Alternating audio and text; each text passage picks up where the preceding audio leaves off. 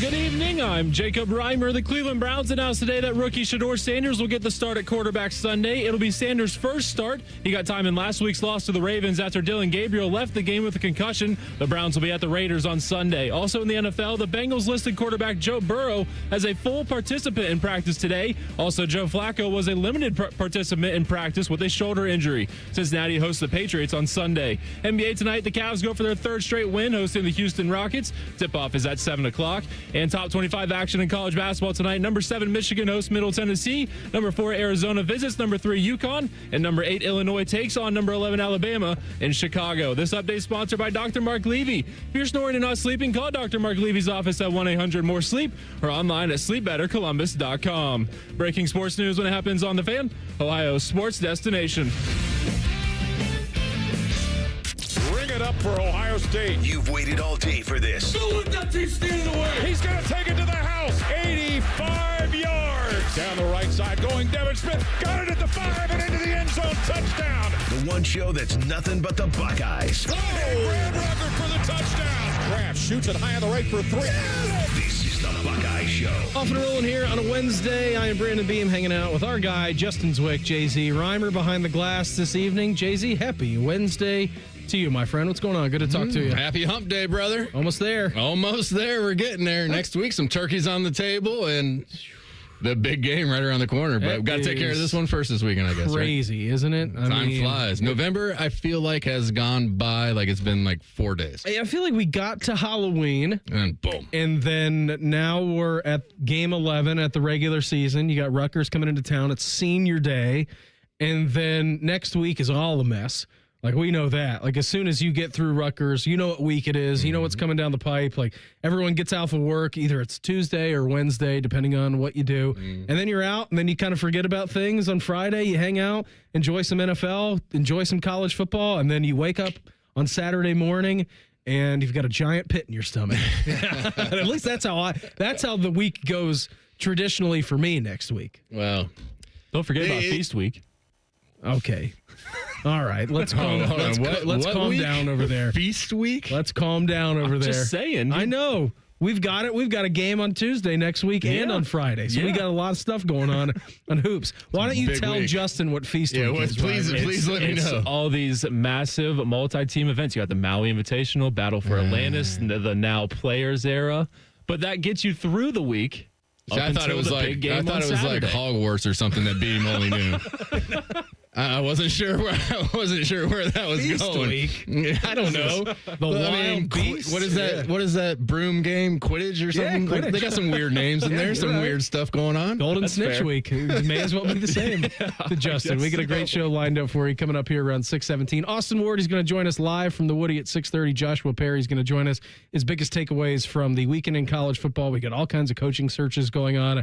The Big Ten coming down at the very end, and then we'll do the pulse and get out of here this evening. Justin, I haven't talked to you since last week. You were not on the postgame show with me. We had a late one, of course, against UCLA, primetime game in the shoe. What were your overarching takeaways from the UCLA game? You've got one more to go, and then we know it's Michigan week. Yeah, I was a little disappointed that Nico didn't end up playing. I thought that was going to be a good opportunity for our defense to go against a quarterback who is big and strong and can run and do different things, kind of preparing for a couple of weeks from now. So I thought that would have been nice to have. I don't think it would have changed the outcome of the game, of course.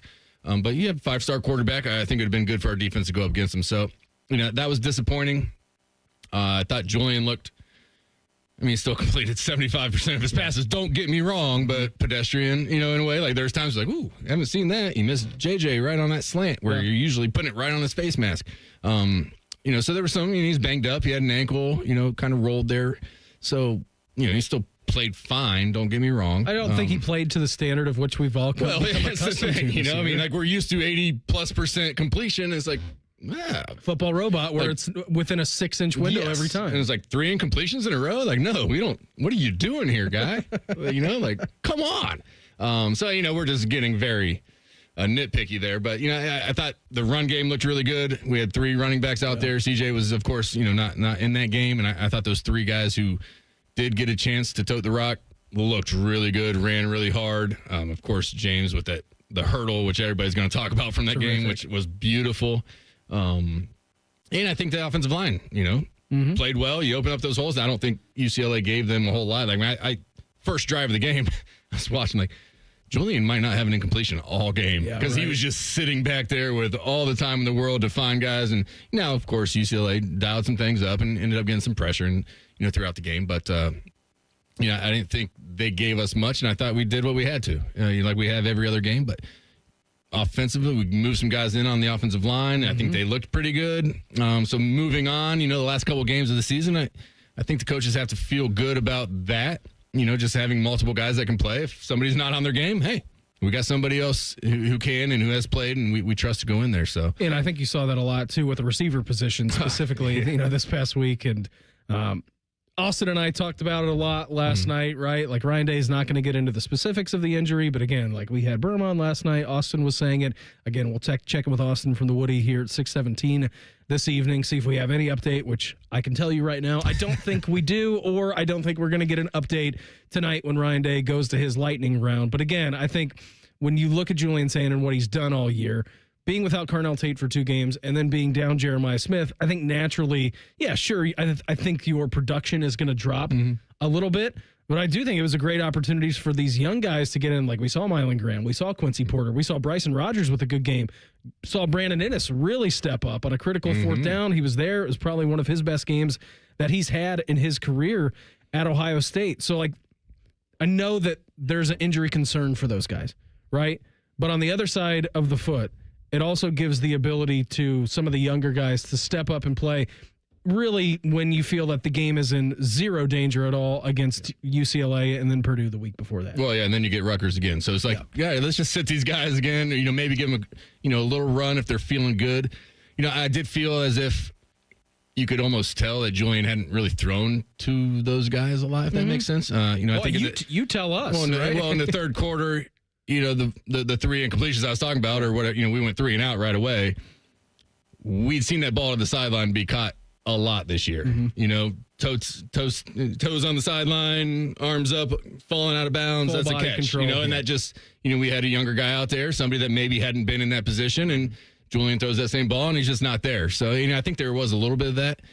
But throughout the week after Purdue, when you knew Carnell probably wasn't going to play coming up this weekend, just getting him back into things, you had a chance to get get those guys, and you're going to have another chance this week to have the younger guys running with the ones and, just get that feeling for how they play and how they get in and out of their cuts.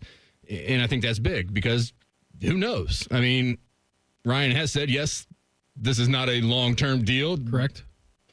But who knows? Right? JSN a couple years ago was never a long-term deal, and he didn't play the whole year. So you just never know how things can go or what can happen in practice and, if they re-injure or have anything like that happen. So for those young receivers, Bryson Rogers, I thought was really good. Nice touchdown by him. Yeah, defender beautiful. slipped off, and then he sat at the perfect depth where he found a void and sat right there. Makes a nice catch. Brandon Innes, we've been waiting all year for him to kind of go off and feel like that guy that we thought he could be, and that was a game. Contested catches. I mean, it's 3rd and 8. We're going to Brandon Innes across the field, and he's going to make that catch for you. Yeah, it's not like he had a 60-yard pass play to inflate his numbers. I mean, Brandon Innes was the leading receiver catch-wise, 6 catches for 30 yards. I feel like every time, though, that he was making a catch, it was important for Ohio State to keep the drive alive. It was moving the chains. It was contested. He had someone draped on him, and, he's making these catches. So, not flashy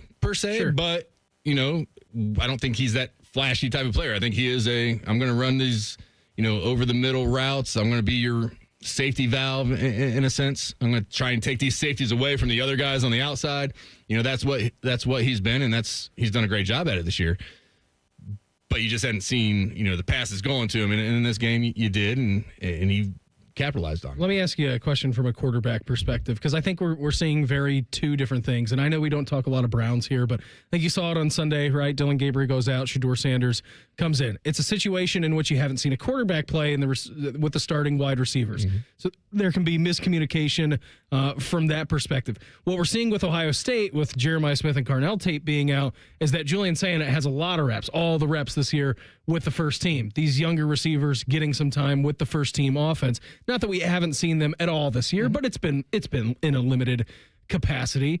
To you as a quarterback, is it more difficult to navigate adjusting to the first team wide receivers or being the starter and then having these second, third string younger guys working in and trying to figure things out on the fly during a game, just from a quarterback perspective? Well, that's tough. That's a tough question because, I mean, when you're coming in with the ones, everybody does things a little bit differently. Mm-hmm. So if you don't know how, we'll take Cleveland, Jerry Jeudy runs his, 18-yard comeback route, you're going to throw an interception because maybe you're not putting in the same spot that you expect him to be at.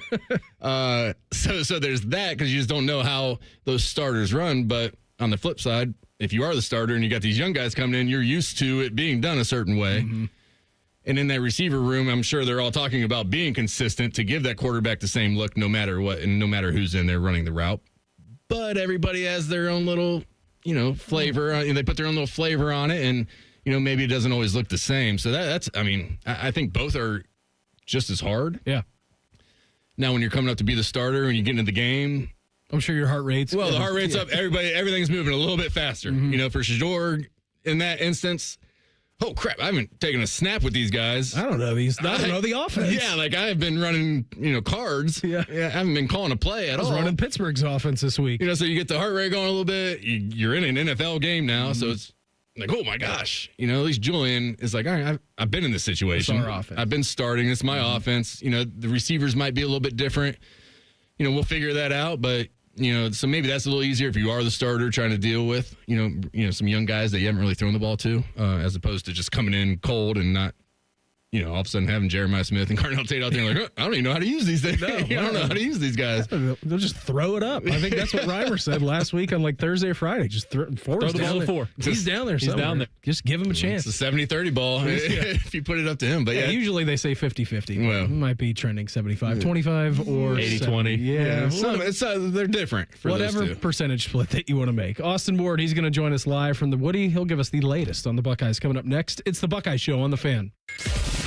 We're known for three things: games, conversation, and common man yelling about things only he cares about. The Fan, Ohio's sports destination. At the Ohio Lottery, we make Keno fun. Your way. That means you pick your wager. Will it be $1, $2, a crisp $20? Your call. Like picking your own numbers? Use any inspiration you like. Birthdays, jersey numbers, you name it. And if you don't feel like choosing, there's the Super Quick Auto Pick. With regular promotions that'll get you more bang for your Keno buck, multiple ways to win, prizes galore, and live draws every few minutes. Anytime is the right time to get in on the Keno action. Keno is always fun, your way. Lottery players are subject to Ohio laws and commission regulations. Play responsibly.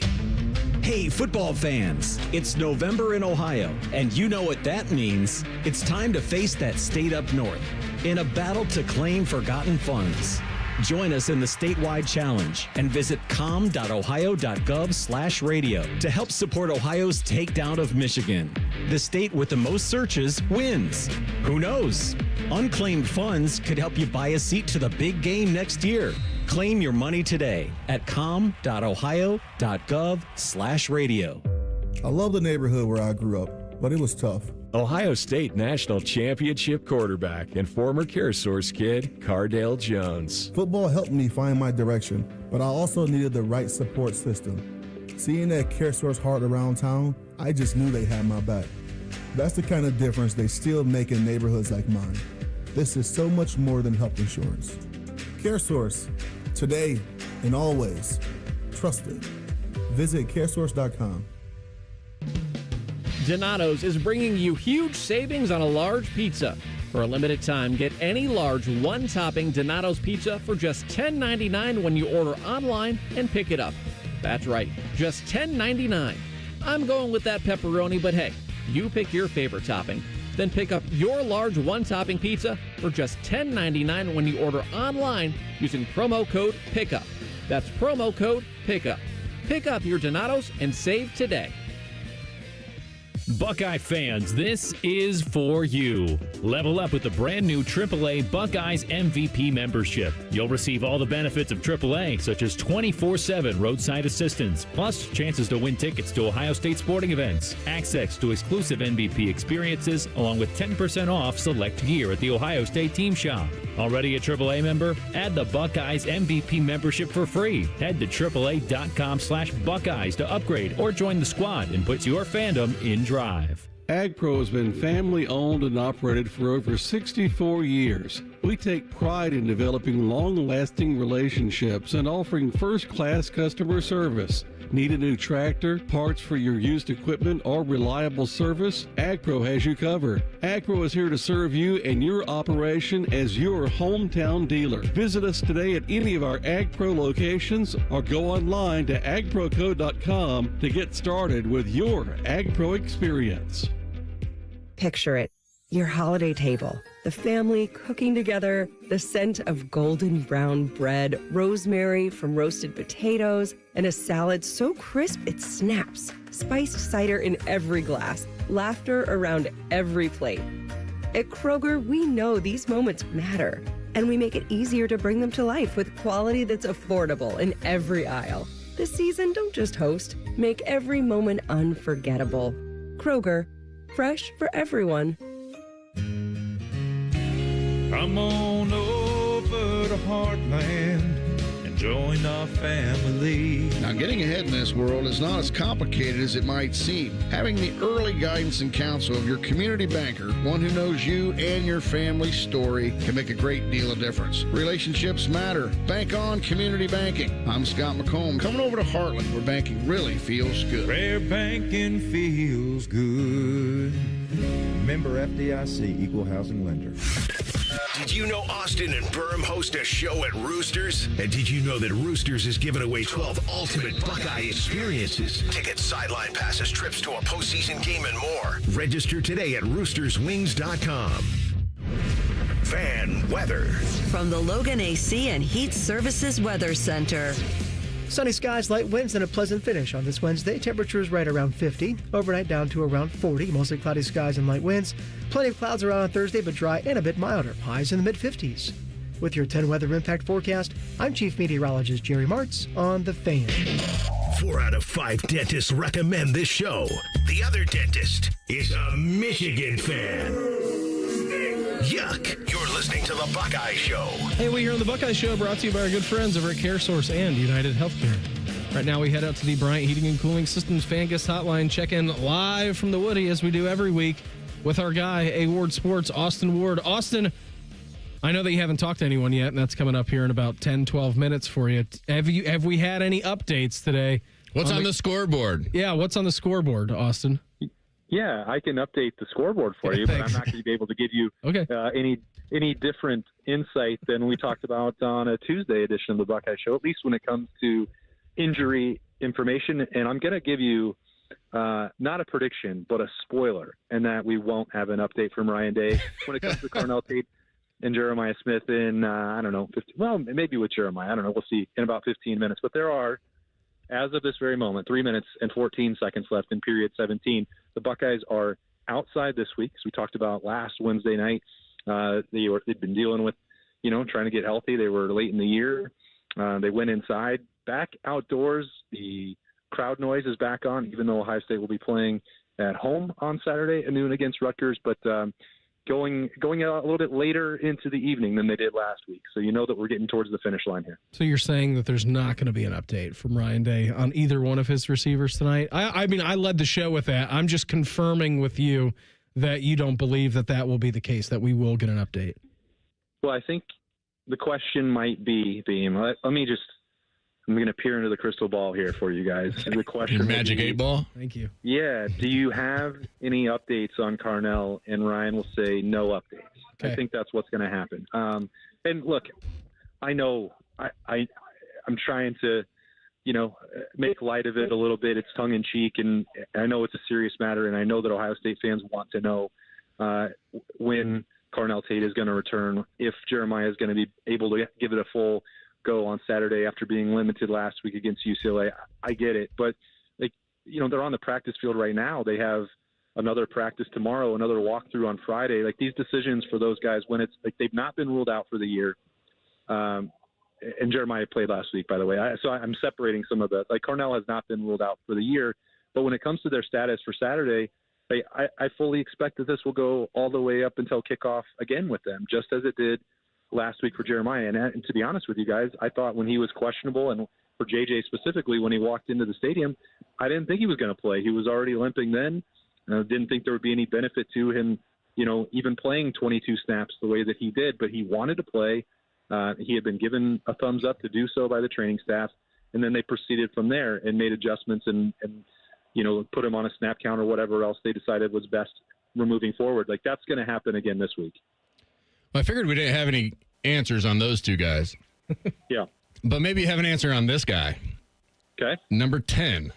Looked like he rolled his ankle a little bit. Has he been out there fine? I don't know if you've seen him, if they've spatted that thing up here this week. Or I imagine he's going to be okay.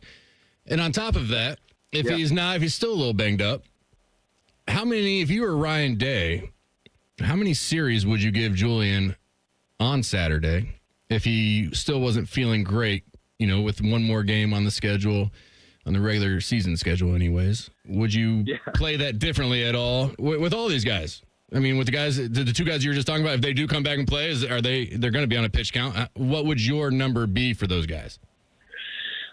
I think it's game situation. If I'm trying to put myself in Ryan Day's shoes, if I was the coach, and I think you might feel somewhat similar to this, JZ, like it's Rutgers, and there's a lot of things that Lincoln Keenholz does well, and knowing what's coming with the rivalry the following week and a potential Big Ten championship game against Indiana, like I don't think I would play Julian Sayin at all. And that's even if he was 100% healthy. Now, I know that that's a little bit crazy. That's a little bit outlandish. That's taking things for granted against a Big Ten opponent. You know that Greg Schiano is going to have that team fired up to play. There's going to be a bunch of tricks on defense. There's going to be tricks on special teams. We know that, and we've seen tricks on offense with double snaps and weird around.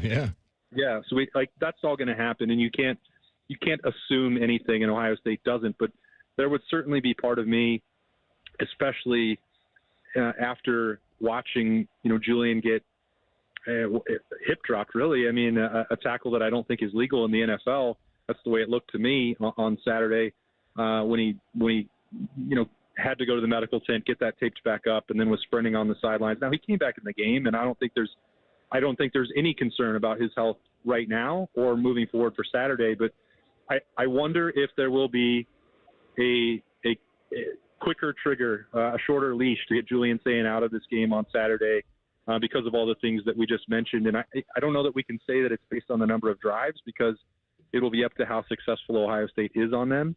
The number that we've always seen kind of, Ryan Day considers a 28-point spread to be like the game is not over. Not a point spread for gambling purposes, but a 28-point lead. He's always sort of operated from that perspective. But I wonder if that number might shrink a little bit on Saturday, which is both a reflection of the stakes, the situation, and having the best defense in America. That a 14-point lead for Ohio State feels like it might as well be a billion. He is Austin Ward with us here on the Bryant Heating and Cooling Systems Fan Guest Hotline. Austin, a lot of emotions out of these seniors, really the whole team, coming up on Saturday, right? And I know that it's easy to say, it's Rutgers coming up and they're not very good, and everyone's looking forward to seeing what this team can do here in about 10 days' time up in Ann Arbor. But for the guys who have grinded all of these hours, thousands of hours over in that building, get their moment on Saturday. Who are you most excited to talk to tonight and kind of see their moment on Saturday, Austin, as far as some of these seniors go? Yeah, I'm trying to remember. I can't think offhand, Beamer, if I've ever seen two brothers go through a senior day simultaneously. That's a pretty rare occurrence. If there is one, I apologize for it. It would have to be like twins, right? I don't think that happened. The Armstrongs in a couple of years, but that's in the future. Yeah, so that hasn't happened yet. But I don't think that I can remember, seeing something like that. So for the Stiles family, which the Sonny and Lorenzo are both legacies of Lorenzo Sr. They grew up in Pickerington. They've had Ohio State in their blood their entire life. Lorenzo Jr. took a little bit of that detour at Notre Dame to go play wide receiver for a little bit before coming home. But, especially thinking back to how they had a senior moment on Saturday when Lorenzo took the kickoff back for a touchdown and broke that 15-year drought on special teams for Ohio State. And those two got to hug down there in the corner of the end zone. And, that family spends so much time in this building. And you see, the parents around and after practice and, for them watching, Sonny enroll early and reclassify is what I should say there. And, how he's changed over 4 years and Lorenzo's journey to leave and come back home. I mean, to talk to those, they're both going to be available tonight. I've talked to them a lot throughout the season. They've been some of the spokesmen for the Buckeyes, and obviously Sonny wears the Block O. But I just, the emotions that those guys are going to deal with and his entire family and probably what all of Ohio State Buckeye Nation feels for those guys growing up and living it is going to be special. It's going to be emotional, and I hope that they are prepared for that moment. I don't know if anyone, Jay-Z, can speak to that. I don't know if anyone truly can for what you're going to feel, but it's then once you get after that, you've got to close that chapter and get back to work and play some football. So I know that probably won't be difficult for either one of them as seriously as they approach their business, but maybe we'll actually see Sonny crack a smile. Hey, before we get you out of here, who else are you talking to tonight? And do you get an opportunity to talk to James? He was on my request list, but I think I was told that his interview opportunities are limited to the postgame show with Mr. Zwick and Zwick, and sometimes Michael Bennett. So he is not on the list. We have Ryan Day with the lightning round. We have Lorenzo, Sonny, Caden Curry, Taiwan Malone, Will Kazmarek, and Jaden Fielding. And then I think if anyone wanted to talk to a couple other specialists, we were told that they would. I don't know if I probably won't take them up on that offer, but there is also the possibility to get John Furlman and David Adolph. So, okay, it's a good list, good week, and also forecasting for next week. Buckeyes are going to keep the routine. I know I said last week that it's typically Tuesday only. There's going to be Tuesday and Wednesday availability next week as they get ready for the game because they're treating that like every other week. They don't have a band thing to do anymore, so you got to fill that time. Is it the same time, Austin? Is it going to be at 6:30, or are they pushing it up in the day, or is everything just the same? I think that it'll be moved up slightly because there's no school on that day, but that's check back on that one. But I think that's going to be the plan. Is Ryan Day doing his radio show on Thanksgiving Day, or is he moving that to Wednesday? I'm not allowed to talk about those things. But going to do it from the dinner table. Austin, have a fantastic availability tonight. Looking forward to hearing from all the coverage, and I'll check back in with you tomorrow at 6 o'clock, all right? See you, boys. There he goes. Austin Ward with us here on the Bryant Heating and Cooling Systems Fan Guest Hotline. Joshua Perry reacts to what's going on in the college football world with us coming up in 2 minutes. It's the Buckeye Show on the Fan. Hey, Columbus. It's Lorenzo Stiles Jr., Ohio State student athlete. It's football season, and just like on the field, success starts with the right game plan and the right team. That's why I'm proud to team up with Monogram Homes. They're the true custom home builder, bringing precision, creativity, and attention to every detail, just like we do on Saturdays. If you're ready to build, don't settle for standard. Go custom. Go Monogram. Visit monogramhomes.net to start building today. Monogram Homes, a builder you can trust. Back for a limited time, the French dip from Firehouse Subs. Piled high with premium roast beef, caramelized onions, and melty provolone cheese on a freshly toasted garlic butter roll. Served with warm, savory au jus for dipping. This premium French dip is only at Firehouse Subs for a limited time. Head to your nearest Firehouse Subs or order ahead and skip the line. And remember, Firehouse Subs catering is perfect to feed the whole crew on game day. Limited time at participating Firehouse Subs restaurants while supplies last. You get up early on snow days because snowed in is not an option. The Kubota snow lineup of compact tractors, RTVs, and versatile attachments are built to thrive in the winter. Right now, bring home select Kubota equipment with 0% financing available or save up to $4,000. Now through December 31st, see us or go to KubotaUSA.com for full disclaimer. Find your local Kubota dealer at BuckeyeKubotaDealers.com. Modern Office Methods, your authorized Ricoh dealer, can help your business optimize your print production with a competitive advantage. Our digital printing options will expand the type of paper and substrates from what your business can print on today. Add variable data capability, which allows for personalization of catalogs and mailers, and the ability for short-run label printing, which allows your business to print high volumes of custom labels quickly and on demand. Want to learn more? Start with a print assessment at momnet.com. Why risk it? You can count on Mom. The Buckeye Show is sponsored by CareSource, proud to be your home for Ohio State Athletics. The Fan, Ohio sports destination. It's time for your daily dose of vitamin B. B stands for Buckeyes, just in case that wasn't clear. You're listening to The Buckeye Show. You know, my guy Justin Zwick this evening. Right now, as is tradition, we head out to the Bryant Heating and Cooling Systems Fan Guest Hotline Check with our great friend. You can see him on the big desk on Saturdays on NBC. He is Joshua Perry. JP, thanks for the time. Always appreciate it. So what's your biggest thought about the Buckeyes right now? We obviously got the JJ injury concern. You got Carnell. Julian looked fine after rolling his ankle. But what's your thoughts given this week's opponent being Rutgers and then knowing what next week is bringing, Joshua? You are a 31.5-point favorite. I checked this morning before I did my pod. Load management.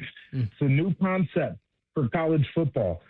I mean, that's the approach that they should take. There's not really a way that this becomes a game. There's no disrespect to Rutgers. I love Greg Schiano, but it's just the reality of the situation. Two programs are in very different spots. You don't risk it with anybody. This is one of those games where Ohio State has played slow from a tempo standpoint. I think you do as much as that of that as you can.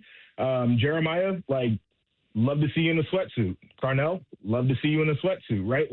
Get your starters out of there as quick as possible. We all know what's coming after this game. Now, it's a different mentality, of course, when you're in the locker room and you want to make sure that you put yourself in the best position to win every game, and nobody wants to feel like they're conceding in any way, shape, or form. So, this idea of load management might feel a little bit weird for a conversation inside the Woody, but I think it's the right approach. I think it's what all the fans want to see. And frankly, Ohio State could go out there and run most of their twos for that game and walk out of the horseshoe with the win. So I'm thinking cautious is the approach. Stretch run is coming up. Team up north is coming up. Got to be at full strength. Joshua, I agree with you on all of that. I want to ask you what you think, taking it one step further with the quarterback, Julian. A little banged up, has the ankle. He's a young guy starting, his 10th, 11th game here this weekend. Would you put him on a pitch count? Would it be like, hey, let's go out and have two good drives, put 14 points on the board, and then, let Lincoln take over? Or with him being a quarterback and a younger quarterback, do you say, I want to see him go into the third quarter? Yeah, it's one of those. It's a really interesting dance because it feels like you want to maybe say, all right, first half plus a drive and then get him out of there. I think there's part of this where Ryan Day has been really smart about the development of his inexperienced quarterback, where he gets him as many reps and as many looks as possible. So to me, I think it's more the approach of how can we set the tone running the football so we're not putting Julian at risk of dropping back and getting hit. And then when he does drop back, hey, brother, your pocket awareness has to be on 100 this week, where if you feel like the pocket's collapsing, it's okay to throw the football away, right? Check downs are really good plays, and he's made those plays, no doubt. But to me, I think you have to let him play the game. And frankly, it's probably good for him in particular to maybe not feel 100% playing through part of the game. But as soon as you feel like you got that thing wrapped up, go ahead and bring Lincoln in. He's been phenomenal when he stepped in this year. Another really good player. Again, there's just not a lot of worries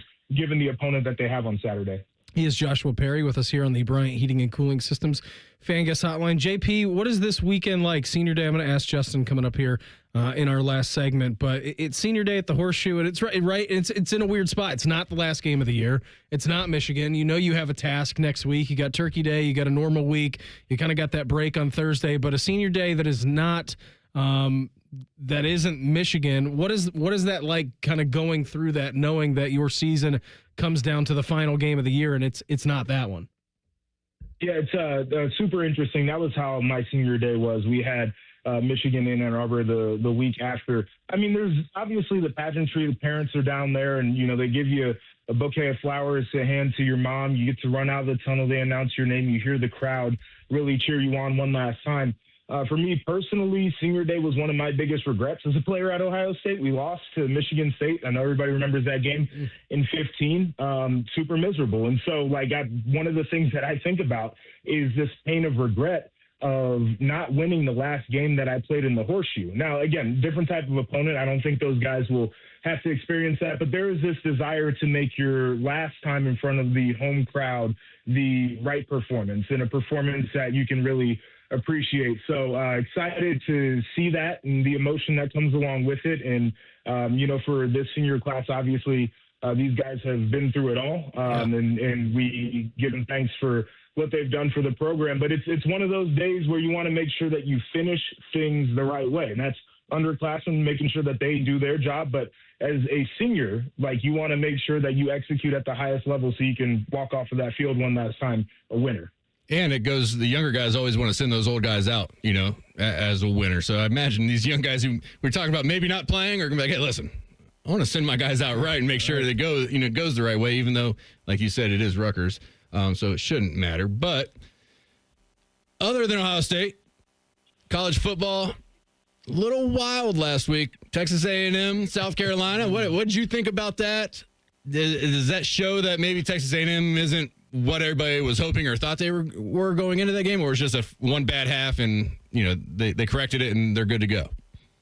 Listen, Texas A&M is one of those teams that when they're playing at their top end, you certainly look at them and you're like, wow, they can win a championship. When Marcel Reed is on, he's a really good player. They've got Praver and Concepcion, the wide receivers, that are great players, right? Their defense is one that can create those havoc plays where you don't want to face them when they're playing at their best.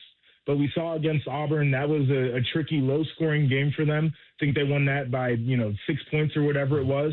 They played Arkansas, and again, Arkansas is a team in the SEC that's pushed some of the top teams, but that game was way too close for comfort for a team that should be able to win a title. And then against South Carolina, who, again, everybody's like, oh, it might be the best 3-win team in the country. They've won 3 games. They're not a good football team. And you're down 30-3 at halftime.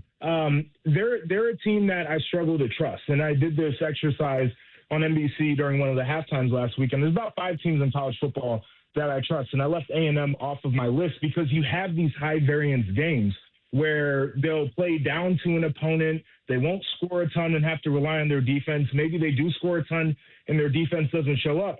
And my question is, when you have a half like you did against South Carolina in the college football playoffs, will you have enough to make the comeback in the second half? And that's why they're a bit hard to trust.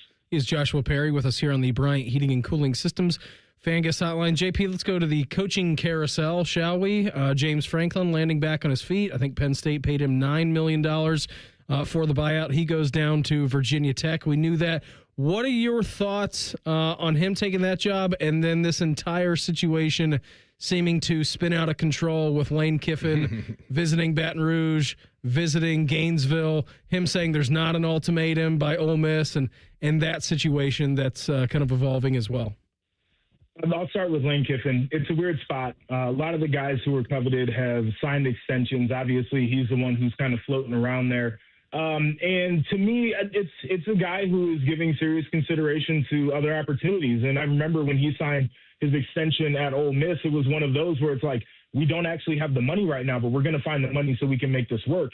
And I think how resourced they are compared to some of the other powers in the SEC has always been an issue for him. I don't blame the guy for looking around the best fit for his career. And he's a guy who had to revive his career in a lot of ways. He was cast off as a young coach because he had made so many errors and in judgment on where he was going to go and how he was going to do it. So I can appreciate him taking the time. I do think if I was an Ole Miss fan, I would feel a type of way about it. Yeah. The James Franklin to Virginia Tech thing made sense to me. It was immediately he got fired and I was like, he should go to Virginia Tech. He's really good at recruiting that area. That is a program that he can build. He built Vanderbilt. He built Penn State back. It made a ton of sense for his skill set. As you can see, he's already landing recruits. I think he's probably going to end up poaching a ton of players off of Penn State, which sounds like a crazy thing going from Penn State to Va-Tech. He's going to poach some staffers, and it feels like a pretty clear path to the college football playoff through the ACC as we've seen in that conference this year. There's a Penn State question now, though, that is really intriguing to me, is it feels like they're caught holding the bag in the sense that there's not the obvious where do they go. I know people have brought up Drink at Mizzou. I don't think that he is the guy that I would want at Penn State to get them over the hump. It just doesn't make a ton of sense to me. You have to go with a coordinator now, and I know people in Columbus are going to be like, I hope it's not the coordinator who's working on the offensive side of the ball that works with wide receivers, but that might have to be the option for them. But it feels like the midseason firing almost painted them into a corner because every one of their top targets, Cignetti, Matt Rule, Mike Elko, all signed the extensions, and now it's like, where do we go from there? So I think it's really intriguing on all sides of it. Do you think Penn State's sitting there thinking, man, we made it really hard on ourselves that we fired a coach who was winning 10, 11 games a year? Who would want to come here and basically have the same fate if they don't get that national championship? And second question, is everybody just waiting for what Lane's going to do before these coaching positions start to get filled? So I think Lane is going to be the biggest domino. I think he's the one where he leaves and then you have to fill Ole Miss and then you have to fill whoever they come and get. And so that's the domino where you might see 4 or 5 jobs that are affected by it. But on the Penn State side of things, I think that both things can be true. That it was probably best for Penn State to move on from James Franklin. It was probably best for James Franklin to start somewhere new where he could build once again. But they've put themselves in a crazy spot. Pat Kraft, their AD, came out after they fired James Franklin. It was like the next coach at Penn State is going to win a national title. Brother, I've never seen them win a national title in my lifetime. I'm 31 years old. I know I'm not that old. I've never seen them win a championship. It seems like an excessive standard, and too many programs are there because this is going to be my 12-team playoff hate. I can't stand it. But we've eliminated New Year's Six bowl games, which used to be a legitimate way. Used to be a big deal. To grade success for a program. And now it's either like you're going to the Pop-Tarts Bowl or you're in the playoff, and now you have to win a championship. Right. And so, like, I think they're in a funny spot here, and we'll see what happens. But it doesn't necessarily feel like the next coach is going to win the press conference. Like, it won't feel like an upgrade right away, and I think that's going to bother Penn State fans. If you don't like the 12-team playoff, just wait until we expand. Just wait until we get to 24. JP, always appreciate the time. My gosh. I know. Thanks for popping on with us tonight. Have a great weekend. Looking forward to the coverage. Enjoy Thanksgiving. We will not be talking to you next Wednesday, all right? And then we'll check in again down the road at some point. Well, next Wednesday I was planning on being in some bourbon, so this is a good thing. There you go. Guys, happy Thanksgiving. Yeah, you too. There he goes. Our great friend, Joshua Perry, here on the Bryant Heating and Cooling Systems fan guest hotline. Don't let anybody tell you that Bill Belichick is not a great and supportive boyfriend. That's the Pulse coming up next. It's the Buckeye Show on the Fan. We have so many local shows, I can't fit them in a 10-second promo. So let's just say we're live and local all damn day. The Fan. As a former pro athlete, confidence has always been key for me on and off the field. And that's why I chose CAP for my NeoGraft treatment. They've got a great reputation. After doing my research, I knew I could trust the team right here in town.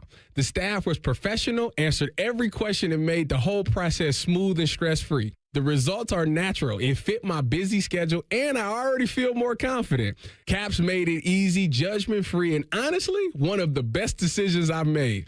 Visit CAPS today at experiencecaps.com. Rick Germain called me the other day and said, Mikey, we need you back at Germain Nissan. The dealership misses you, and people are forgetting how awesome Nissans are. I'm a dude that's owned pretty much every Nissan under the sun, and I'm excited to go back in and get my hands dirty. You have to be crazy not to consider a Nissan from Germain Nissan. J.D. Power ranked Nissan #1 in customer satisfaction among mainstream brands. Plus, with Germain's $1,000 price promise, no one will sell you a Nissan for less. Germain Nissan, 4300 Morse Road, GermainNissan.com. I was in foot pain for 20 years, trying to give it relief, buying all these different insoles. Drugstore insoles, custom insoles. I spent thousands of dollars. I bought all these products, and not a single one worked. I really, truly needed to have relief in my feet. And the Good Feet arch supports were what gave me the relief I needed. For over 20 years, we've been helping people like Teresa actually live the life they love without their feet getting in the way. They wanted to make sure that I got something that my feet felt good in, not somebody else's feet. I love the fact that I can wear these arch supports in all my shoes.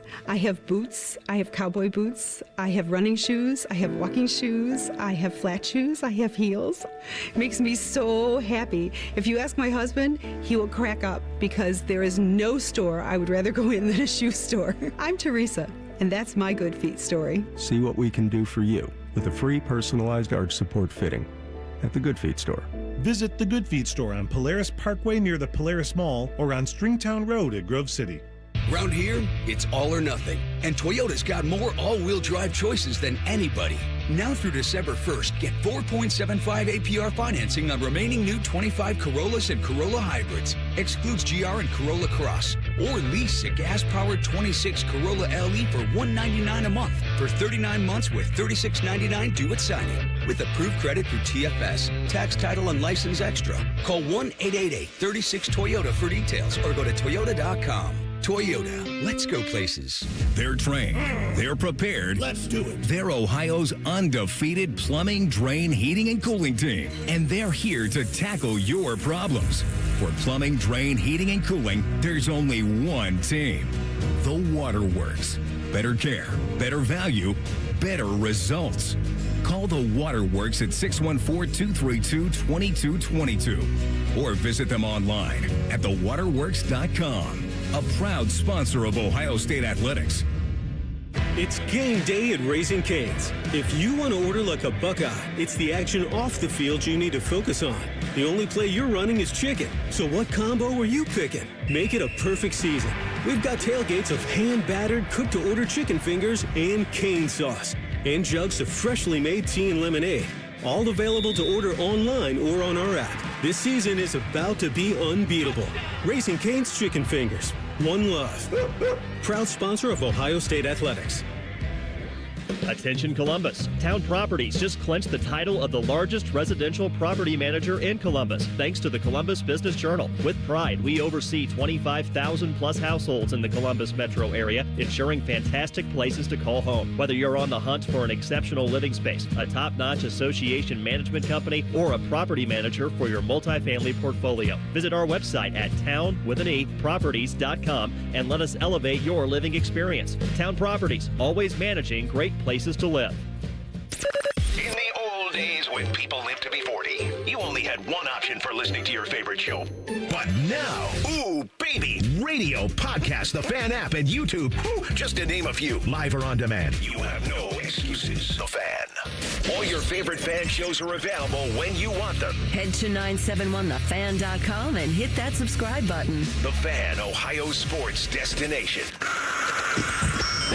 It's time for the College Football Pulse on the Buckeye Show. Sponsored by Awaken 180 Weight Loss. Speaking of our great friends over at Awaken 180, big believer in saying thank you when something actually works. So thank you to Awaken 180. And they're saying thank you back right here in Columbus with $500 off every new program now through Thanksgiving. That is 8 days away from right now, all right? Awaken 180, it works, and now is the time to do it again with $500 off. Thank your new self, whether you're 30 or 80 pounds lighter, with a medication-free solution for weight loss. Online at awaken180weightloss.com. Rhyme time. What do you got for us tonight? We got a little juicy Wednesday happening with college basketball or football. I know that I said college basketball because you were over there staring at your phone sideways, so I'm guessing that you were streaming. Watching the Tar Heels. You were streaming something. Arizona UConn is getting ready to start here at 7. You're a top sicko. 5 matchup. I knew it. Feast week. Yeah, feast week. What do you got for us tonight in the football realm? So, did you guys know there was new playoff rankings that came out yesterday? I was aware of that. Well, the top 3 stayed the same, of course. Ohio State's number 1, and Indiana 2. Texas A&M is 3. Georgia's up to 4. Texas Tech is now 5. What stuck out to you guys the most with the new rankings? I think nothing crazy for me. Again, I think until we get to that final week of the season, Justin.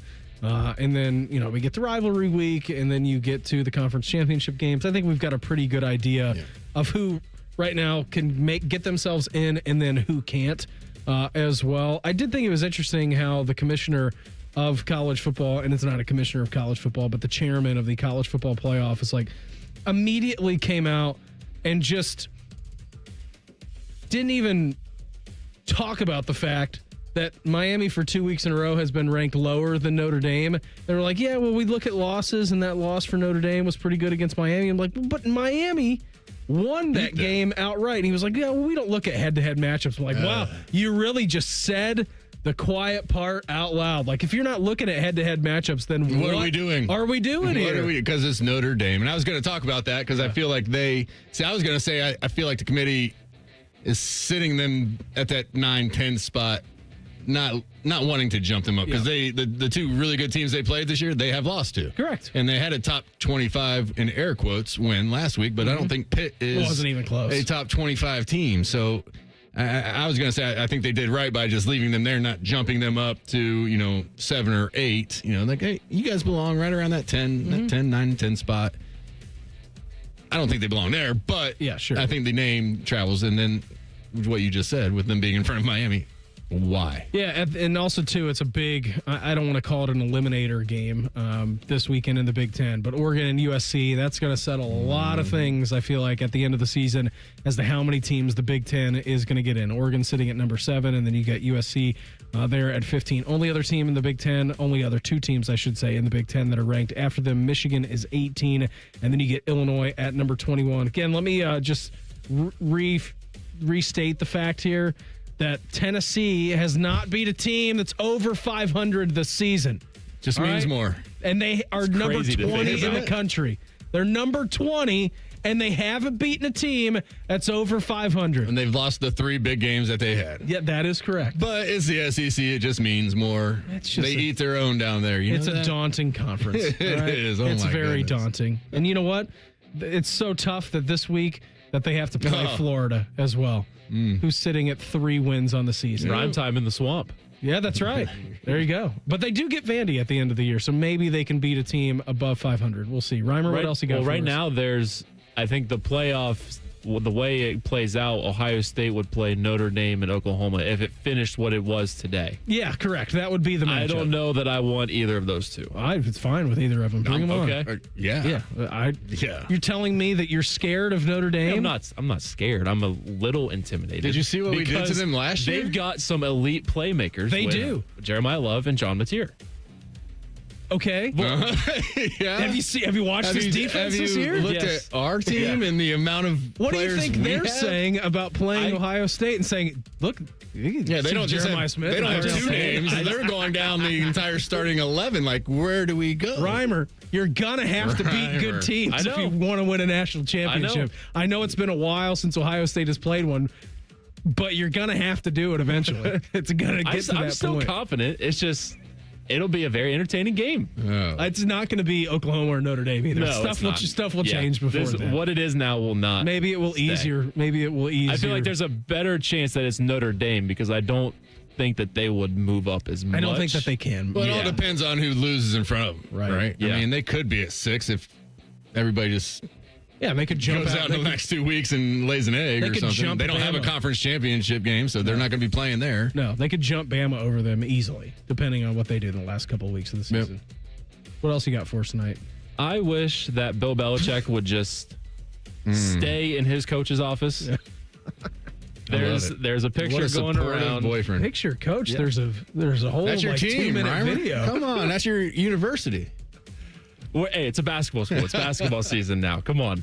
But he was spotted at a cheerleading competition in Raleigh supporting his girlfriend, Jordan, who is a member of a co-ed adult cheerleading team. Yeah, so there's actually a YouTube video. It's a 2-minute and 20-second routine. Cheer Extreme Code Black Evolution. I don't know what it's called. Anyways, social media had a great time with this last night. Continued to have a great time with it today. He's 73. She's 25. I don't see anything wrong with Listen, it. I go to my wife's competitive cheerleading events. Whatever makes no, you don't. Whatever makes you happy, all right? And whatever you do to support your partner, that's good. But you have to realize you're the acting head football coach and you've got 6 Super Bowl rings and that you're going to have an eyeball on you and that the entire internet is going to be making He's fun of recruiting you for the cheerleading squad. They need some more pep to go to help win those games. To an adult cheerleading competition. It's world. I didn't think Bill Belichick would give us the most content out of being the worst coach. His ride off into the sunset has just been like awesome. And when every year when he was coaching was just like, we're on to the next team. Now it's just like, you're at an adult cheerleading event.